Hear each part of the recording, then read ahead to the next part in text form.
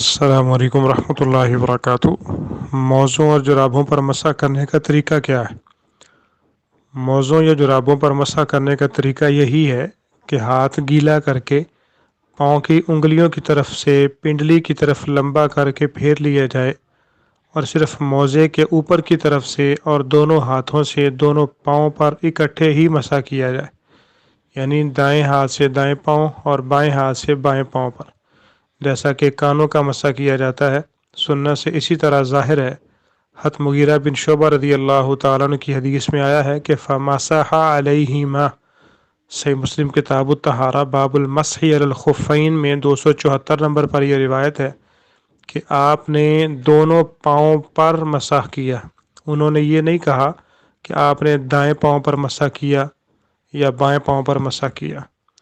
تو الغرض ظاہر سنت یہی ہے۔ ہاں، اگر بالفرض کسی کا ایک ہاتھ کام نہ کرتا ہو تو وہ پہلے دائیں پاؤں پر مسح کرے پھر بائیں پر، اور بہت سے لوگوں کو دیکھا گیا ہے کہ وہ اپنے دونوں ہاتھوں سے پہلے دائیں پاؤں کا اور پھر دونوں ہاتھوں سے بائیں پاؤں کا مسح کرتے ہیں۔ تو جہاں تک ہمیں علم ہے اس طریقے کی کوئی اصل نہیں ہے۔ علماء نے یہی بتایا ہے کہ دائیں ہاتھ سے دائیں پاؤں کا اور بائیں ہاتھ سے بائیں پاؤں کا مسح کرے، مگر جس کیفیت سے بھی وہ موزے کے اوپر کی جانب ہاتھ پھیر لے تو اس کا مسح ہو جائے گا، لیکن جو طریقہ ہم نے ابھی عرض کیا ہے وہ زیادہ افضل ہے۔ ھذا ما عندی واللہ اعلم بالصواب۔